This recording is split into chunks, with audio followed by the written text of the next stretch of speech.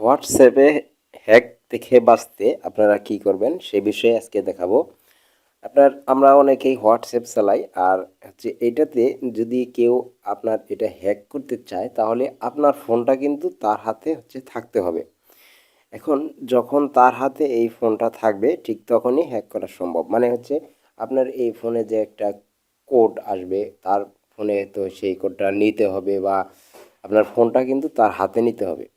তো আপনারা সেই ক্ষেত্রে একটা জিনিস করে রাখতে পারেন। এখানে হচ্ছে হোয়াটসঅ্যাপে টু স্টেপ যে ভেরিফিকেশন আছে সেটা করে রাখতে পারেন।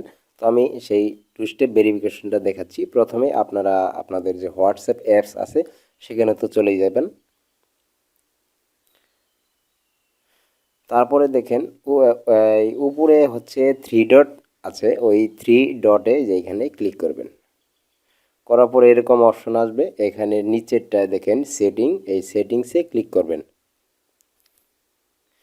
সেটিংসে আসার পর এখানে দেখেন account, privacy, Avatar, chats, notification ইত্যাদি আরও অনেক কিছু আছে। তো আমরা এখানে অ্যাকাউন্টে ক্লিক করব। অ্যাকাউন্টে ক্লিক করার পর এখানে সিকিউরিটি, নোটিফিকেশন, পাস কি, ইমেল অ্যাড্রেস ইত্যাদি ইত্যাদি। যেহেতু আমি ইমেল অ্যাড্রেস দিয়েছি সেটা আর এই ভিডিওতে দেখাচ্ছি না, আমি এখানে আলোচনা হচ্ছে টু স্টেপ, সেই জন্য এটাই দেখাই। তো এখানে দেখেন টু স্টেপ ভেরিফিকেশন লেখা আছে, এখানে ক্লিক করতে হবে। করার পরে আমাদের এই পেজে নিয়ে আসবে। এখানে দেখেন নিচে টার্ন অন লেখা, এখানে একটা ক্লিক করে দিবেন। করার পর এখানে আপনি 6 সংখ্যার কোড দিয়ে দিবেন, যাতে এই মনে থাকে এরকম একটা করতে হবে। কারণ এটা যখন আপনি মাঝে মাঝে হোয়াটসঅ্যাপে ঢুকবেন তখন এই কোডটা কিন্তু চাবে। আর যদি কেউ এটা অন্যভাবে করে তখন তো এই কোডটা চাবে, এই কোডটা তো আর আপনি শুধুই জানবেন। তো সেই ক্ষেত্রে আমি এখানে একটা কোড বসিয়ে দিচ্ছি। আবার দিতে বলছে কনফার্ম।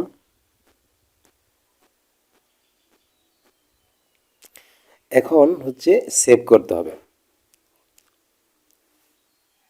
এখন কিন্তু এই যে পিন সেট হয়ে গেছে। এখন যদি আপনি হচ্ছে এখানে ঢুকতে চান তাহলে কিন্তু ওই সিকিউরিটিটা আপনার কাছে চাবে। তো এখন অন্য কেউ তো এটা জানবে না, যার কারণে এখানে আর ঢুকতেও পারবে না। তো এইভাবে আপনারা হচ্ছে সিকিউরিটি আরেকটা ইয়ে আছে, যখন এরকম অপশন আসার পরে দেখবেন আমারটা যেহেতু ইমেল দেওয়া আছে, ইমেল যদি আপনার না দেওয়া থাকে তাহলে এই যে টার্ন অফ আর চেঞ্জ পিন এর নিচেই থাকবে হচ্ছে ইমেল। তো আপনারা তখন ওই ইমেলটা দিয়ে দেবেন। ইমেলে ভেরিফিকেশন একটা কোড যাবে, সেই কোডটা যদি বসিয়ে দেন তাহলে এই যে এরকম করেই আমরা যেরকম ওই যে কোনো কিছু ভেরিফাই করতে যে কোড আসে, যেটা যখন করছি আমরা অ্যাকাউন্টটা তখন কিন্তু একটা কোড আসছে, ওইরকম কোড আসবে ইমেলে। সেই কোডটা যদি আপনারা ইমেল যদি এখানে ইউজ করে দেন, ব্যবহার করেন, তাহলে দেখবেন যে এই আপনার অ্যাকাউন্টটা সুরক্ষিত থাকবে, কিন্তু আর কেউ এটা হচ্ছে এই করতে পারবে না। আপনার যদি মোবাইল নাম্বার কখনো বা মোবাইল কোনো সমস্যা হয় তখন আপনি ইমেলের মাধ্যমে, সিম নাম্বারে যদি কোনো সমস্যা হয় যে সিমটা খুঁজে পাচ্ছেন না, তাহলে আপনার ইমেলের মাধ্যমে কিন্তু এটা লগ ইন করতে পারবেন। এই জন্যে হচ্ছে আপনার যখন এই হোয়াটসঅ্যাপটা খুলবেন তখন অবশ্যই ইমেলটা দিয়ে দিবেন।